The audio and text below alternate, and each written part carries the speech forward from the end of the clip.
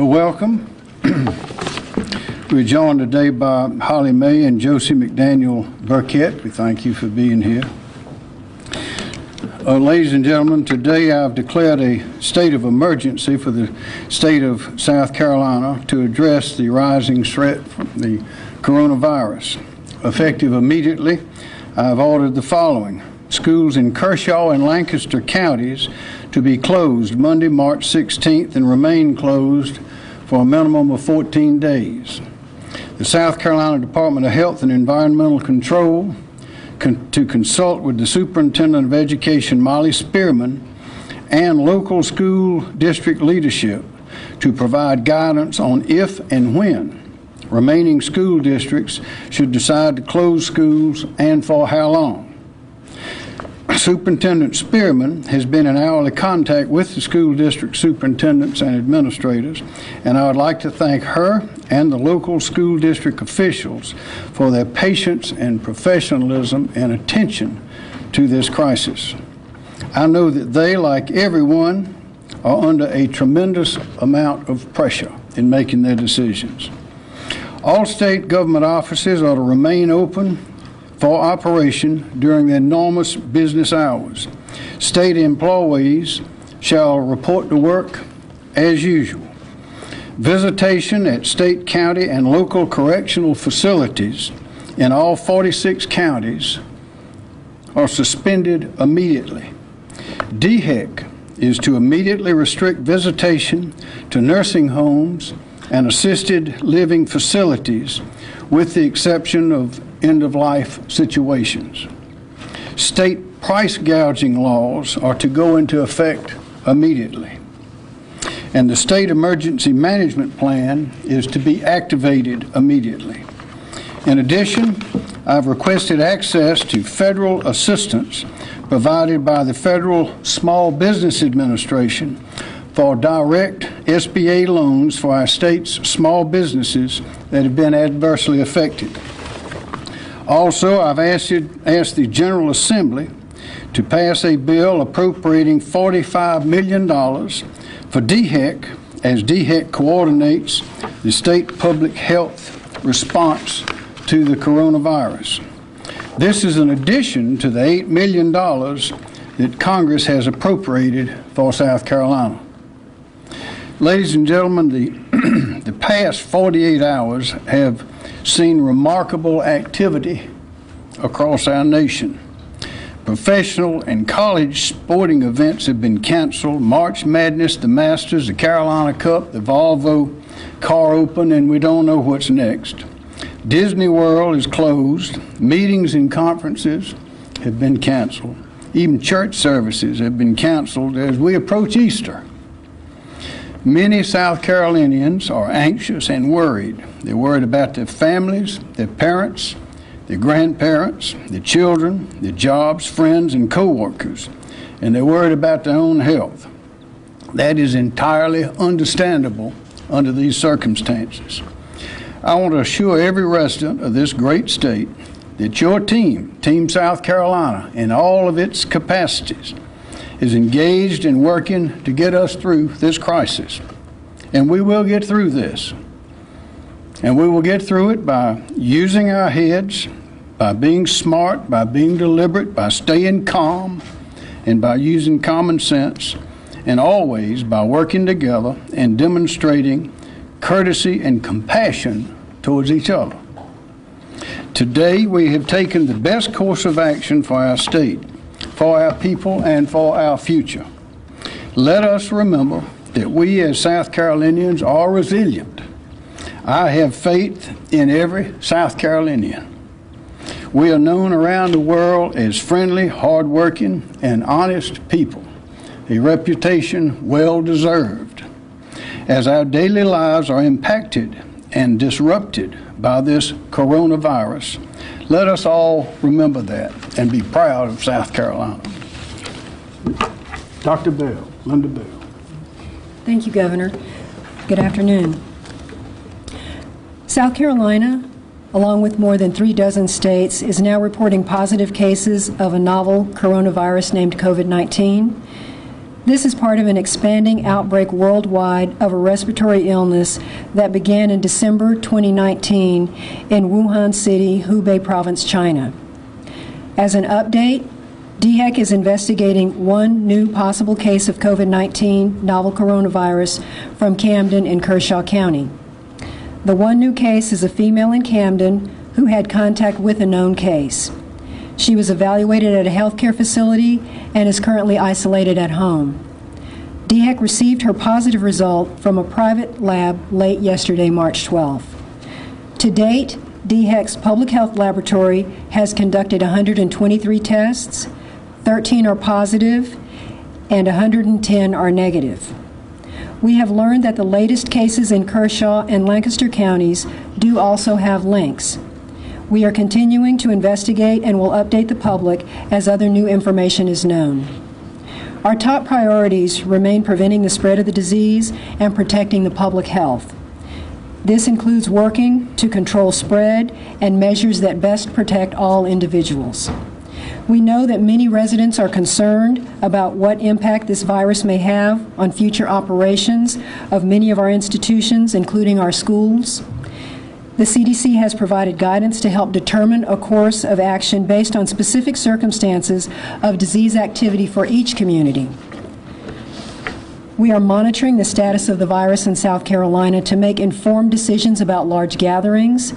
We have no evidence that the cancellation of schools and events outside of Lancaster and Kershaw counties is needed at this time.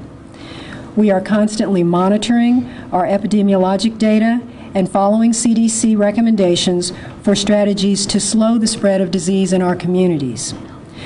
We've been receiving a lot of questions concerning schools and other larger gatherings. I want to emphasize school closures and the cancellation of larger gatherings and events, from church services to festivals, should not be taken lightly. Waiting to make decisions until the correct time, combined with other social distancing interventions, including staying home when you are sick, is an effective approach to limiting spread despite potential disruption. Other states are also beginning to practice social distancing. What we're doing in South Carolina is based on what's happening in our communities now. We do not have widespread transmission in the state at this time. In Kershaw and Lancaster counties, where we've seen person-to-person transmission, those cases had close contact that occurred through either household or other close contacts, and we continue to monitor the ongoing situation. This includes making precautions for our nursing homes and assisted living facilities, as well as other vulnerable populations with unique circumstances. While the CDC has stated that we will see widespread transmission in the United States, the majority of cases will have mild illness. Although we are not currently seeing widespread transmission in South Carolina, we expect to see more cases, and we will continue to monitor CDC guidance and recommendations. As part of this effort, we are preparing for transition from containment to mitigation. The goal of containment is to identify individual cases of illness and stop the chain of transmission from individuals when possible. As cases increase, the goal of mitigation is to increase the practices of social distancing, to help slow the spread but not stop it, and to assist healthcare systems in continuing to provide care and to more slowly absorb the cases that are being reported, particularly to provide care for those who need it most. At this time, it is recommended for the majority of South Carolinians to continue their daily routines with the focus on protecting against illness by practicing good hygiene, including routinely washing your hands and covering your mouth when you cough. Again, each of us can do our part to protect those who are at risk of more severe disease, and it's all of our responsibilities to help prevent the spread of illness. Individuals with signs of illness are asked to take seriously the recommendation to stay home from school and work and not attend public gatherings. Reach out to your healthcare provider if you are showing signs or symptoms of illness such as fever, cough, and shortness of breath. If in the future Our medical experts and epidemiologists feel a change to this recommendation is needed based on our surveillance data and disease investigation activities. We will immediately notify the public. We are still learning about this virus, and we are committed to keeping the public informed. As we learn more, we will continue to provide updates as quickly and as timely as possible. For the latest information, I encourage you to visit our website at scdhec.gov/COVID-19. Thank you, and I'm happy to take any questions. Dr. Bell, you can get tested right now. Is there a certain criteria of even if people get tested if they believe they have symptoms of COVID-19? Yes, there are specific criteria for the symptoms of fever, cough, shortness of breath. Also taken into consideration is a possible history of any contact where disease transmission is known, and if there's no other explanation for the illness. Doctor, with that said, we've had a number of viewers call our TV station saying, hey, I believe I have some of these symptoms. I actually went to my doctor. I could not be tested for the coronavirus. They're frustrated by saying they are having to jump through hoops to get tested to see if they have this. And we're glad to report that testing is now more widely available through reference labs. And previously, DHEC was required to have all individuals meet the CDC criteria and approve testing through our DHEC lab. But at this time, DHEC will no longer have to approve testing. We'll leave it up to the discretion of individual healthcare providers to make a recommendation for who should be tested. Follow up on something you said a moment ago. You said other than Kershaw and Lancaster counties, there's basically no need to cancel events or public schools to shut down. We've already had cancellations in Columbia, Lexington, and other areas of the Midlands.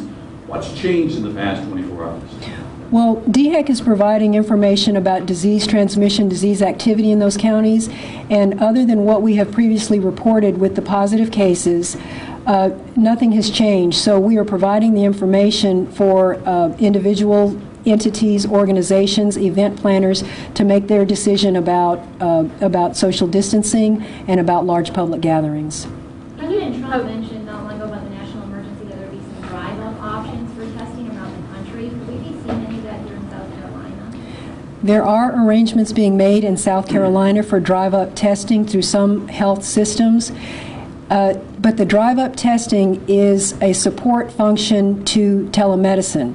So individuals must first be evaluated by a healthcare provider through telemedicine, and if they meet the criteria for testing, then they can be tested through one of these drive-through opportunities.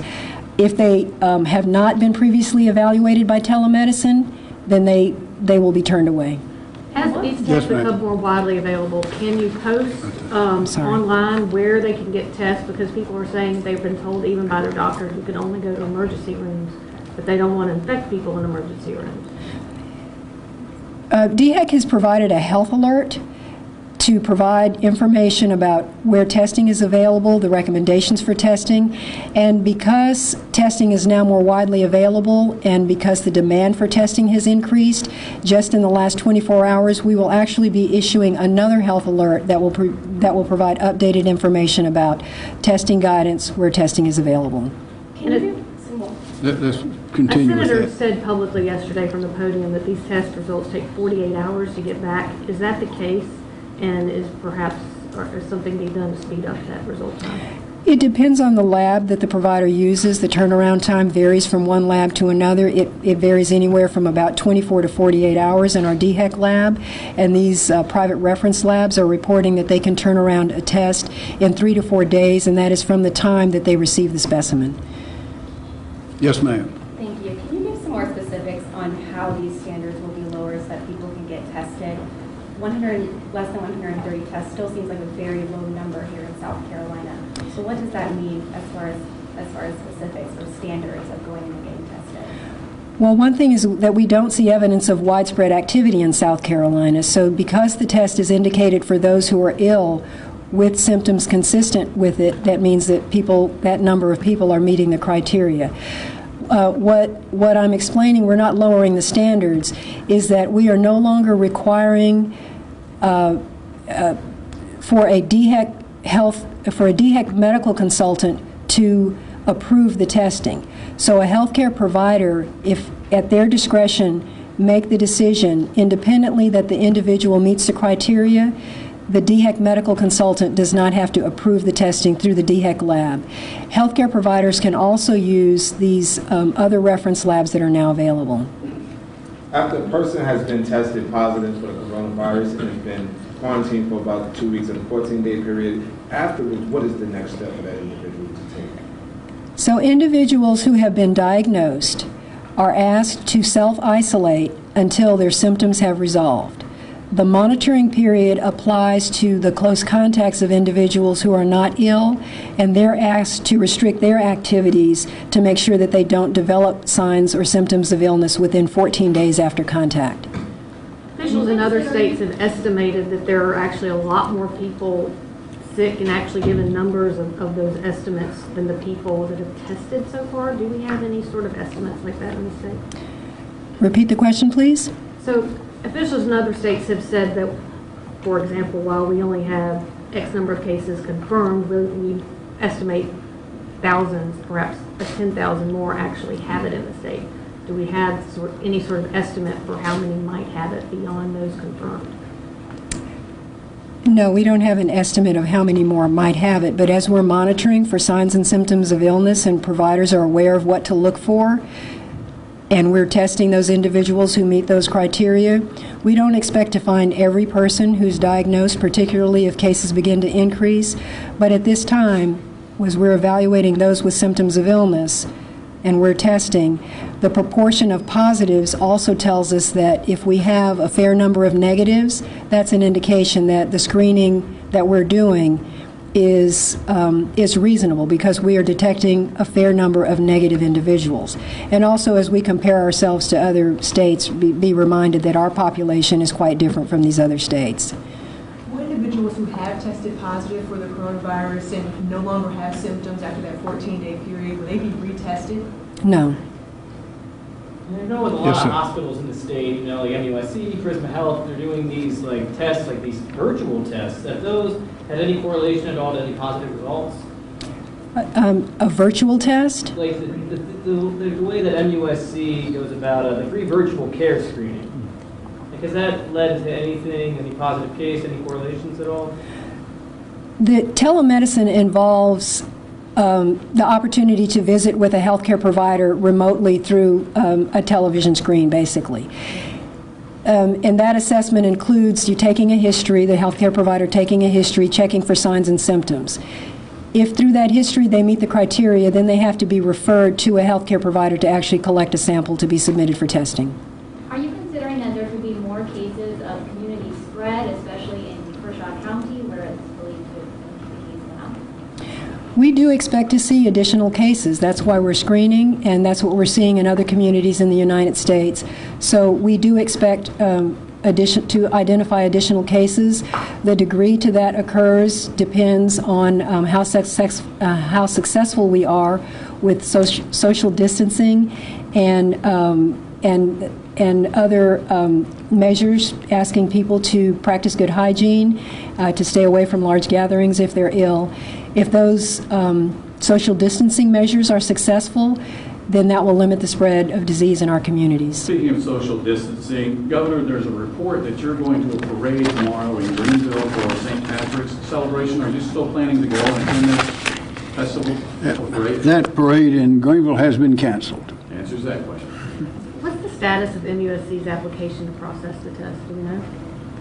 Oh, we can get that information for you. A follow-up on the test question, if I can. There's certain criteria that people have to meet in order to get this coronavirus test. Do you foresee a time in the near future where those criteria will be dropped? In other words, if I want a test, I can get a test, as I'm being told by some national and state leaders? The criteria are based on what we know about the signs and symptoms of the illness. And if non-healthcare professionals are making recommendations about the indications for testing, we ask people to pay attention to the criteria for testing that are based on the symptoms of illness. So the criteria for illness won't change because that's how the disease presents. It is not recommended to test individuals who are asymptomatic, And as the testing burden increases, we may have to focus testing on individuals who are more severely ill and on healthcare providers who are having direct contact with those individuals. So the appropriateness of testing is very important, and we don't want to test people who are asymptomatic or who otherwise believe they need a test. That has to go through a healthcare provider. With the declaration of the state of emergency, could you walk us through how these additional resources could help healthcare workers, hospitals throughout the state? Well, we have our declaration here, and also the president has made a declaration this afternoon as well, and through the Stafford Act and the National Emergency Act, there'll be funds available and assets available, and red tape will be eliminated, and their flexibility will be exercised in Medicare and Medicaid and those types of federal activities. At the state level, many of the things that have been done in other states through declarations of emergency have already been done by us. With our system, we have more authority to do things, but there are some things that are required where the state of emergency is required, such as what I referenced about prisons and nursing homes and those sorts of things. And that's why we have the state of emergency here. As I say, all hands are on deck. This is something that we are very concerned about. We want to be sure that the people of South Carolina are as safe as possible in all capacities. Yes, Down in ma'am. Charleston, they're concerned about the cruise ships. Are any plans to say cruise ships can't dock, or do you even have them stored? That is the Centers for Disease Control and the Border Patrol, and there's another organization that is involved in those things in Charleston at all ports, and the rules and regulations of the Centers for Disease Control are being implemented there now. Governor, when did you make the decision that an emergency would be necessary? Previously, we'd heard schools wouldn't need to close. You were planning to go to the St. Patrick's Day celebration. When did you decide more was needed in the law? We were, as more information came in and we learned more, and we were getting a better feel and understanding of the capacity of this illness, we started moving in that direction. We want to be precise. We want to act with precision and deliberate speed, and not make quick decisions that are unnecessary that lead to panic or lack of understanding among the public. So this is something we have known all along may come, and in South Carolina, based on our facts and circumstances, and following the information and recommendations of the professionals. This is something that involves science, it involves medicine, and we are relying on our people in our state at the Department of Health and Environmental Control. Was there one closing access to prisons? Why can't we? Right here. You have said consistently that schools should consult with DHEC before making any plans to close or anything. That's right. What does this declaration do differently in that regard? It emphasizes that we're closing 2 districts. I've ordered that Right, but I mean, based in terms on. of districts deciding what to do for themselves, like Richland 1 is called an emergency school board meeting for Sunday. Well, what we are, in this order, we're making it official, that is what we want them to do, is to consult with the professionals at DHEC as they make those decisions. Yes, sir. You were talking about limiting access to prisons. What about the courts? Is that still an access point possibly for these prisoners too? Or you look at maybe shutting down the courts like they've done in Georgia? What are the thoughts on that? I don't, say it again, please. System, we're talking about limiting access to prisons. What about the courts? That's still an access point for prisoners to be exposed to the public if they're in court, for example. Are we going to keep the courts open at this point? Oh, yes, the courts will remain open. Of course, that would be a subject for the Chief Justice. That is not addressed in this order, but the prisons are, and we want to restrict that access in those prisons. Yes, ma'am. Quick question about the $45 million spending bill. Has that been approved at this point? No, ma'am. But it is Senator Leatherman and others in the leadership, the Speaker and the Chairman of Ways and Means, Merle Smith, all are, as well as President Peeler, understand the need for this and are supporting it, so we expect it to be done very quickly. Dr. Bell, to clarify, are all 9 cases in Camden all related to the original case that was discovered or reported on Friday? No, they are cases that are related to each other, not all related to, That woman. in the entire group, they're not all related. But there is person-to-person transmission within those positive cases. How did you come to that 45 million estimate of the amount needed? The 45 million was decided upon in contemplation and conversation with Department of Health and Environmental Control as to what they would need to do the things that are necessary to take care and protect and support the people of South Carolina. As other things become necessary, we'll take other steps. Now, will that go more towards testing or towards the vaccine? That will depend again on the needs of Department of Health and Environmental Control. As Dr. Bell has said, things are changing. This is a very fluid situation, but we expect that it may be used to hire additional personnel, to keep offices open, to man phone lines, to provide supplies, those sorts of things. And we want to be able to use as much of that or all of that as necessary. But that is the number that was given to us by DHEC. Superintendent, Yes, ma'am.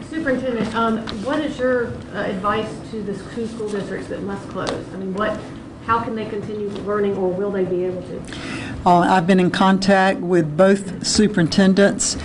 We sent out a memorandum yesterday afternoon to all districts in the state. We have 15 districts that already have a virtual learning plan. The others are submitting those plans to us now for instruction. We asked them to work on instruction that might cover 2 weeks, and that would be implemented as needed. We're also working with the 2 districts in Kershaw and Lancaster for using our summer feeding program, where we will continue to prepare meals and make them available. We've got some decisions to make on how those would be distributed, but we're trying to keep things as normal and make sure those children have access to food and to some type of academic work. In the 2 districts that will have to close now, are they among the 15 that already have plans? One of them, Kershaw is, Lancaster is not, but I've spoken with their superintendent, and they're, as we speak, working on instructional material for their children. Superintendent, what about the kids in Lancaster and Kershaw County who don't have access to Wi-Fi? Well, we're working in their plan. We've asked for those districts to address that, and in those cases, if Wi-Fi is not available, they'll be sending paper and pencil work on. So we'll need the parents to work very closely with their children and their school personnel. Superintendent, I have another question for you too. What precautions are you urging right now for school districts that are still open and still functioning? Well, they're doing a variety of things. We speak often with Dr. Bell, and we use the advice that is given by the CDC, which is very detailed: the wash hands, social distancing, the cleaning, but we're following those guidelines, and schools are doing that all the time and are doing a very good job of it, I think. So in terms of the cancellation of schools for these other districts across the state, was it just like a multitude of cases in the state in order to correlate to a cancellation, or how would that procedure work? Right, and I think we rely again on DHEC. They're looking at the facts of what's happening in those districts. There's no reason at this time for any other district in the state to close.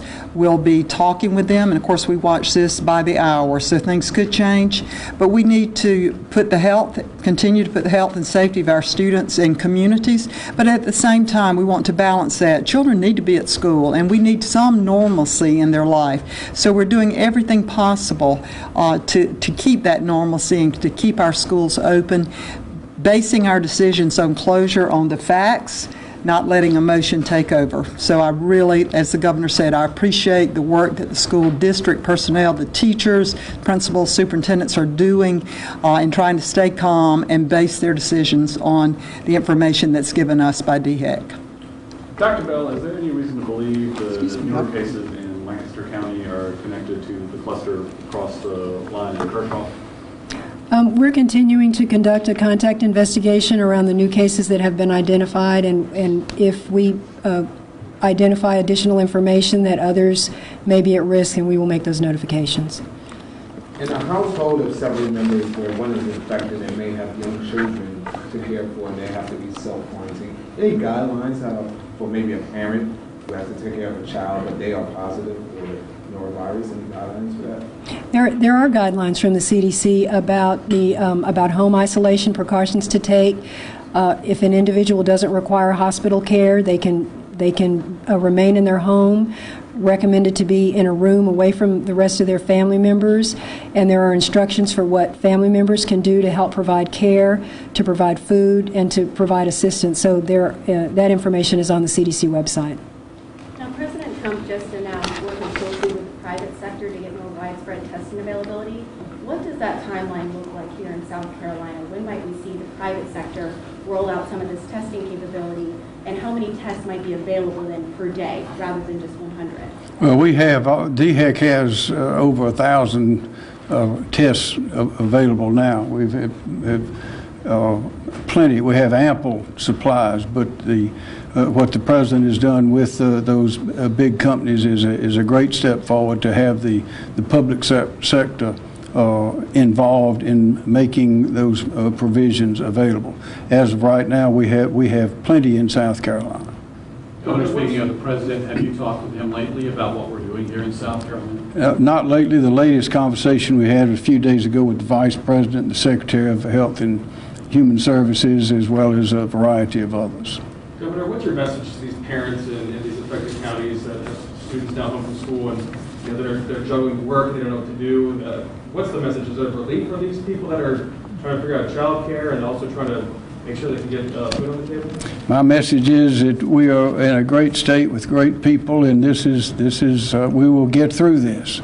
We have the professionals, the highest professionals you can find in the country, are giving us information, advice, and guidance. We have the support of the federal government, a very vigorous support, and we'll get through it. But this is certainly a tough situation. There will be dislocations. There will be more, but we will get through it. Are you working with the business community to maybe help alleviate some of these? Say it again. Are you working with the business community to help alleviate some of these? Yes, pressures? we're staying in constant contact with the business leaders and providing all the information so everyone knows what's happening, what we believe might happen, and is in the business community, having more certainty and more understanding is always important. Parents need to know what we know, and that's why we're having conferences like this one. We know that the more information is out there, the more people can make their own decisions based on their own particular situation. But we know this is a crisis, but we also know that we have the capability and the people, the professional leadership to get through it. Superintendent, what would be the deciding factor to close all schools? That would take some significant increase, and I believe the advice, I rely totally on the advice of our experts, and we're not there yet. It may come. If it does, we'll work with those individual communities appropriately. And just to clarify, could a school district decide to do so even without consulting or maybe against the recommendation? Well, the governor has asked us to continue in consultation with them, and I hope that that's what they'll continue to do. Are there any more questions? Dr. Bell, one last question for you. I know, we've heard the basic, wash your hands, cover your cough. We hear state of emergency and people, there's a lot of fear and concern. Is there anything else they can do? Any other precautions they can take on top of that? We keep repeating those because those are the effective measures, and we want people to understand that washing their hands and removing germs from your hands prevents the introduction of the virus in the body. If you're sick, staying home prevents the spread of disease in a community. So the same message that we have been saying all along are really the same messages. The increase in transmission across the United States is expected if people don't follow those measures and take them seriously. Dr. Bell, I know there's been a lot of people going to stores across the area buying like toilet paper, hand sanitizer, cleaning supplies. Do you think there's like any urgent supplies that they need in order to combat this that they should really rush and buy this for it? Not necessarily, because there's soap and water. We know that that there's a big demand for hand sanitizer, and that's recommended if soap and water is not available. But stocking up on other items only depletes the supply and makes the situation seem more alarming than it really is. What is the capacity in our hospitals in terms of being able to isolate people and treat them? Do we have a certain number for how many cases we can handle in the hospital? The bed capacity is monitored, and the Hospital Association can help with that information as well as other information from DHEC. So bed capacity is available. Thank you very much.